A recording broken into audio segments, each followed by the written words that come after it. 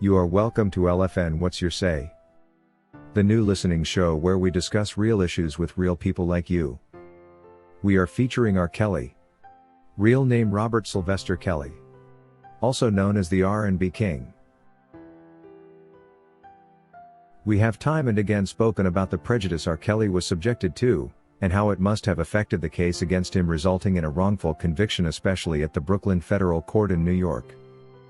This prejudice was a product of quite a number of actions by government and their partners in crime such as Sony, and the surviving R. Kelly documentary producers who sold the R&B King short, causing the jurors who had confessed prior to have watched the documentary to assume R. Kelly guilty even before trial. The other notable channel of prejudice was the presentation of multiple bad act evidence in court that was not relevant to the case. On the 23rd of July 2021, government prosecutors did file a 55-page motion seeking to admit extensive prior bad act evidence in a move which was duly objected by the defense counsel in a written notice on July 30th. Despite the defense efforts to prevent this rather prejudicial move by government, the district court issued a ruling from the bench and a written order largely granting the government's motion. The defense counsel continued to object the court ruling on this matter throughout the trial process, but all this fell on the deaf ears of the court system. Until today, it is not yet understood exactly why the court was so determined to allow in such deviant bad act evidence aimed at proving to the jury that R. Kelly was a man of bad character, and yet the defense had not necessarily attempted to mop up for him to attract a rebuttal, in which circumstance the government would be excused. There is nowhere in the defense's approach to this case where they attempted to suggest that R. Kelly was a man of impeccable character. If anything, the only defense there exists was that while R. Kelly's lifestyle may not be in line with the expectations of society, there is no evidence to prove that he committed the crimes he is currently in prison for.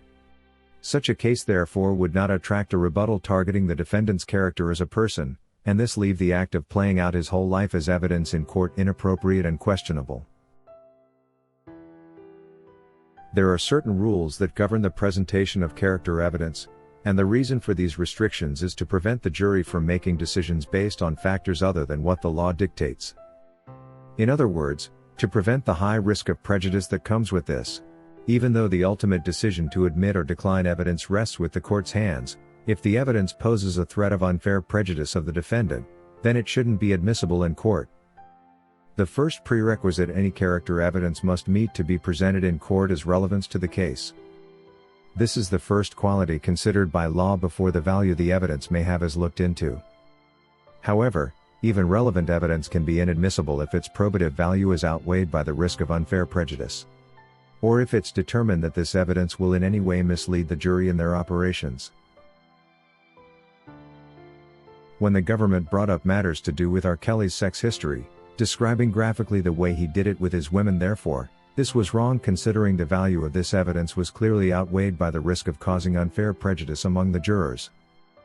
Many of these videos were intended to make the jury believe that Kelly abused women physically, which was not in any way related to the RICO and Mann Act charges or forced labor charges he was faced with. When trying a defendant for the suspicion he could have robbed a bank in the middle of town, for example, court should not welcome evidence that simply suggests the defendant is a criminal who abuses drugs. All this will do is make the jury think that because he is a very bad man involved in drug abuse, he probably robbed the bank, which may not necessarily be the case. All the government was trying to show the jury by presenting all these pieces of evidence was that R. Kelly is a person fond of committing crimes related to women, and this could easily make them forget to screen the actual charges on the indictment and simply imagine he is also guilty of RICO and Mann Act violation as alleged. The detailed description of his unique sex life with multiple women also served to dehumanize him in the eyes of the jury, to whom these acts were definitely non-conventional and considered unacceptable by certain societies. This, however, did not mean they were illegal acts. Having multiple women is not a crime in itself, and that's the reason it wasn't mentioned anywhere on the indictment.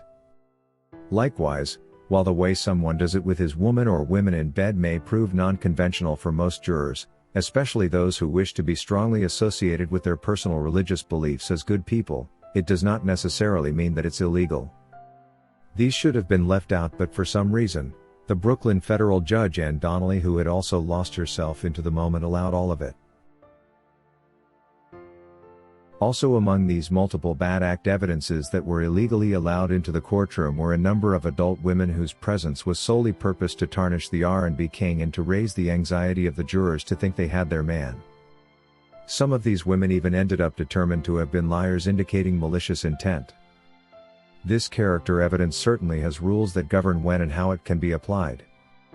In normal court circumstances, character evidence should never be used to prove that a person acted in accordance to the character or trait on a particular occasion, as it proves nothing. The reason this type of evidence is not applicable in court, it makes the jury to judge the defendant based on his reputation rather than the facts established during the trial, creating an immediate threat of unfair prejudice. It is important to note that the law prevents a party from presenting evidence regarding the general sex disposition of the defendant or their general past sexual behavior, especially when its probative value is completely outweighed by the danger of unfair prejudice. When all this was allowed into the courtroom amidst protest by the defense, it allowed the jurors to make decisions based on factors other than what the law dictates, and as a result, R. Kelly was highly prejudiced in the end. It will therefore not be a surprise when we learn that the U.S. Court of Appeal has overturned the guilty verdicts against R. Kelly, especially from the New York trial where over 40 irrelevant bad acts were presented as evidence, only purpose to make the jury believe that he was a very bad man and a perpetual physical and psychological abuser of women, a matter that did not appear anywhere on the charge sheet, which should have been the main guide for the jurors to follow when judging him. According to Fancy Face, they need to stop prejudicing him and get all their facts together first. Knowing that all those ladies lied on him yet the court found it necessary to give him all those years in prison is completely disheartening and so out of line. I however wish to inform whoever was behind this that your days are numbered. Your time is coming when you will be on the other side being castigated like you did R. Kelly. So unfair. According to Cheryl, I have only one question. Will Gayle King again bring the parents on CBS or CNN on the matter of the text messages, since she pretty much ruined R. Kelly's name? Why should she get away with this malicious intent and the goons with this extortion? All these people had a one-sided story and took advantage of R. Kelly with the help of Gayle King. I would love to later see a documentary of R. Kelly's truth and Gayle King put the record straight. The text messages that were sent back and forth by the Clary parents and their daughter indicate real foul play, and this should be investigated.